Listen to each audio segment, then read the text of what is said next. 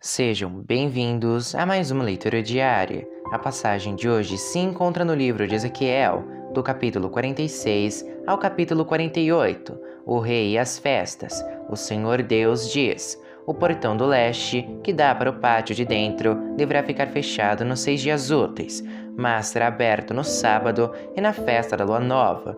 O rei irá do pátio de fora para o salão do portão e ficará ao lado do portão. Enquanto isso, os sacerdotes oferecerão sacrifícios que serão completamente queimados e também as ofertas de paz. Ali o rei deverá prestar culto e depois sair. O portão deverá ficar aberto até a tarde. No sábado e na festa da lua nova, todo o povo também se curvará e adorará o Senhor na frente do portão. No sábado, o rei deverá apresentar ao Senhor como sacrifícios que deverão ser completamente queimados um carneiro e 6 carneirinhos, todos sem defeito. Para cada carneiro que ele trouxer, dará a Deus uma oferta de 17 litros e meio de cereais, e junto com cada carneirinho que for oferecido em sacrifício, ele dará o que quiser. Para cada 17 litros e meio de oferta de cereais, ele deverá trazer 3 litros de azeite. Na festa da lua nova, ele oferecerá um touro novo, um carneiro e 6 carneirinhos, todos sem defeito. Junto com o touro novo e com o carneiro, haverá uma oferta de 17 litros e meio de cereais, e junto com os carneirinhos, o rei dará o que quiser. Para cada 17 litros e meio de cereais, serão oferecidos 3 litros de azeite. O rei deverá voltar ao portão, passando pelo salão, como fez para entrar. Quando o povo prestar culto ao Senhor em qualquer festa, os que entrarem pelo portão do norte sairão pelo portão do sul, depois que acabarem de adorar. Aqueles que entrarem pelo portão do sul sairão pelo portão do norte. Ninguém sairá pelo mesmo portão pelo qual entrou, mas pelo portão do lado contrário. O rei entrará quando o povo entrar e sairá quando o povo sair. Nos dias de festa e de comemorações solenes, a oferta de cereais será de 17 litros e meio por touro ou carneiro, e junto com cada carneirinho o adorador dará o que quiser. Para cada 17 litros e meio de cereais, serão oferecidos 3 litros de azeite. Quando o rei tiver vontade de dar uma oferta ao Senhor, seja uma oferta que deverá ser completamente queimada ou uma oferta de paz, o portão do leste que dá para o pátio de dentro será aberto para ele. Ele fará a oferta do mesmo modo que faz no sábado, e depois que ele sair, o portão deverá ser fechado. A oferta diária, o Senhor diz: todas as manhãs deverá ser oferecido ao Senhor um carneirinho de 1 ano, sem defeito. Essa oferta deverá ser feita todos os dias. Também será feita todas as manhãs a oferta de 1,5 kg de farinha, e junto com ela 1 litro de azeite para misturar com a farinha. As leis para essa oferta ao Senhor deverão ser obedecidas para sempre. O carneirinho, a farinha e o azeite deverão ser oferecidos ao Senhor todas as manhãs para sempre. O rei e a terra. O Senhor Deus diz o seguinte: se o rei der de presente uma parte das suas terras a um dos seus filhos, essa terra será do filho como parte da propriedade da sua família. Mas se o rei der de presente uma parte das suas terras a um dos seus servidores, essa terra voltará a ser do rei quando chegar o ano da libertação. A terra será dele e depois será dos seus filhos. O rei não deverá tomar nenhuma propriedade do povo. Das suas próprias terras é que ele dará terras aos seus filhos. Assim ele não explorará ninguém do meu povo, tomando a sua terra. As cozinhas do templo. Depois disso, o homem me levou para a entrada dos cômodos de perto do portão, que ficavam de frente para o norte. São esses os cômodos santos dos sacerdotes. Ele me mostrou um lugar no lado oeste dos cômodos e disse: este é o lugar onde os sacerdotes irão cozinhar a carne oferecida como sacrifício para tirar pecados ou culpas, e onde assarão as ofertas de farinha. Assim, nenhuma coisa santa será levada para o pátio de fora, onde poderia prejudicar o povo. Então, ele me levou para o pátio de fora e me mostrou que em cada uma das áreas dos 4 cantos havia um pátio menor, com 20 metros de comprimento por 15 de largura. Cada pátio era cercado por um muro de pedra, e encostados nesses muros havia fogões. O homem me disse: são estas as cozinhas onde os servidores do templo irão cozinhar os sacrifícios que o povo oferece. Capítulo 47. Um riacho no templo. O homem me levou de volta até a entrada do templo. Debaixo da entrada saía a água que corria na direção do leste, pois o templo dava frente para esse lado. A água corria por baixo do lado sul do templo, ao sul do altar. Então o homem me fez sair da área do templo pelo portão norte e me levou pelo lado de fora até o portão que dá para o leste. Um riacho saía do lado sul do portão. Com a sua vara de medir, o homem mediu 500 metros na direção da correnteza, para o leste. Ele me fez atravessar o riacho ali, e a água chegou aos meus tornozelos. Em seguida, ele mediu mais 500 metros, e a água subiu até os meus joelhos.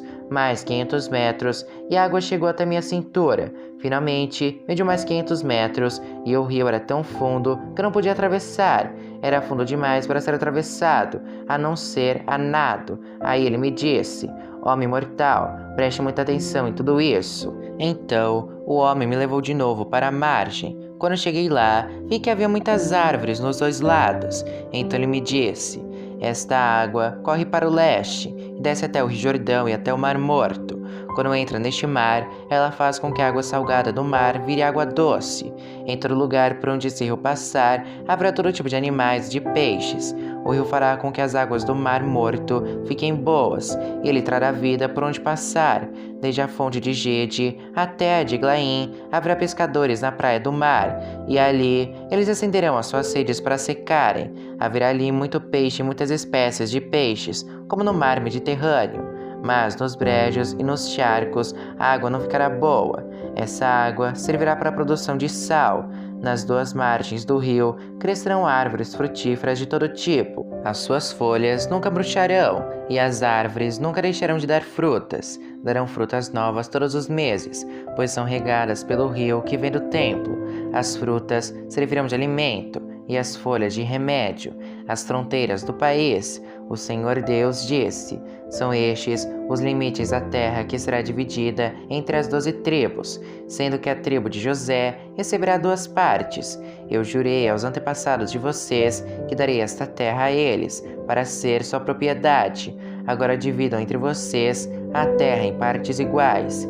Ao norte, a fronteira vai para o leste do mar Mediterrâneo, até a cidade de Etlon, até a subida de Amate, até a cidade de Zedade, Berota e Sibraim, que ficam entre o território do reino de Damasco e o reino de Amate, e a cidade de Aticol, que está na fronteira do reino de Aurã. Ao norte, a fronteira vai para o leste do mar Mediterrâneo, até a cidade de Enon, ficando ao norte as regiões das fronteiras de Damasco e Amate. A leste, a fronteira vai para o sul de um lugar entre o território de Damasco e o de Aurã, sendo que o Rio Jordão forma divisa entre a terra de Israel a oeste e Gileade a leste, até a cidade de Tamar, no Mar Morto. Ao sul, a fronteira vai na direção do sudoeste de Tamar, até o oásis de Cádiz, Meribá, e daí na direção noroeste ao longo da divisa do Egito, até o mar Mediterrâneo. A oeste, a divisa é formada pelo Mediterrâneo e vai para o norte, até um lugar a oeste da subida de Amate. Dividam essa terra entre as suas tribos, ela será de vocês como propriedade permanente. Quando vocês dividirem a terra, os estrangeiros que estiverem vivendo no meio de vocês e que tiverem tido filhos nascidos aqui, receberão também a parte deles. Eles serão tratados como cidadãos israelitas e tirarão sorte para receber a sua parte junto com as tribos de Israel. Cada estrangeiro que estiver morando em Israel receberá sua parte junto com o povo da tribo no meio da qual estiver vivendo. Eu, Senhor Deus, falei. Capítulo 48. A divisão do país entre as tribos. Ao norte, a fronteira vai para o leste do mar Mediterrâneo, até a cidade de Etlon, até a subida de Amate, até a cidade de Enon e até a divisa entre os reinos de Damasco e Amate. Cada tribo deverá receber terras que irão desde a fronteira do leste até o mar Mediterrâneo a oeste, na seguinte ordem do norte para o sul: Dan, Aser, Naphtali, Manassés, Efraim, Ruben e Judá. Terras para Deus. Ao lado do território de Judá ficará terra separada para uso especial. De norte a sul terá 12,5 km de largura, e de leste a oeste terá o mesmo comprimento dos territórios dados às tribos. O templo ficará nessa área. No centro dessas terras haverá uma área dedicada ao Senhor, com 12,5 km por 10. Os sacerdotes terão uma parte dessa terra sagrada. Nos lados norte e sul, deverá medir 12,5 km e nos lados leste e oeste, deverá medir 5. O templo do Senhor ficará no meio. Essa área sagrada será para os sacerdotes, descendentes de Zadok. Eles me serviram fielmente e não se juntaram com o resto dos israelitas para fazer o mal, como os outros membros da tribo de Levi fizeram. Por isso, eles terão uma área especial perto da área dos levitas, e será a área mais santa de todas. Os levitas também terão uma área de terra que fará limite com a dos sacerdotes, terá 12,5 km por 5. A terra dedicada ao Senhor é a melhor de todas. Nenhuma parte dela poderá ser vendida, nem trocada, nem transferida para ninguém. É santa e pertence a Deus. A área que sobrar, de 12,5 km por 2,5, não é santa, mas será para uso geral do povo. Eles poderão morar ali e aproveitar a terra. A cidade ficará no centro e será quadrada, medindo 2.250 metros de cada lado.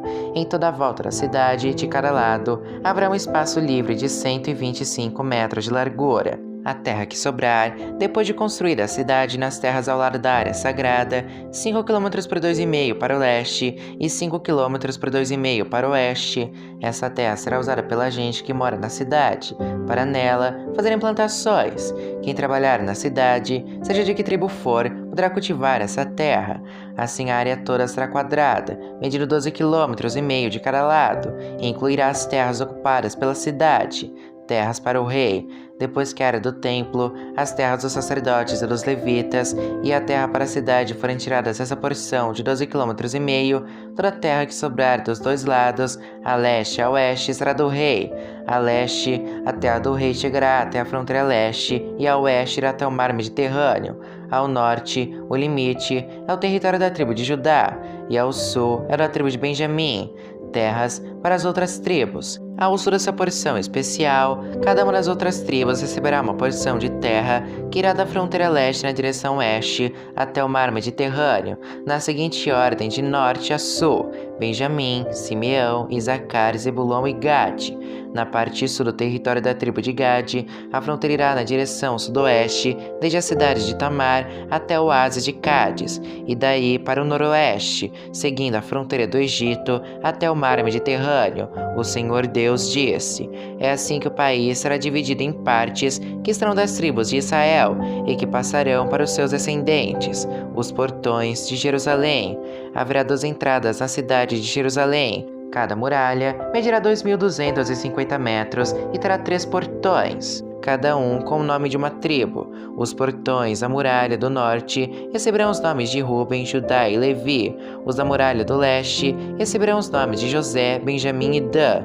Os da muralha do sul receberão os nomes de Simeão, Isacar e Zebulon. E os da muralha do oeste receberão os nomes de Gade, Aser e Naphtali. O comprimento total da muralha em volta da cidade toda será de 9 km. O nome da cidade daqui em diante será: O Senhor está aqui.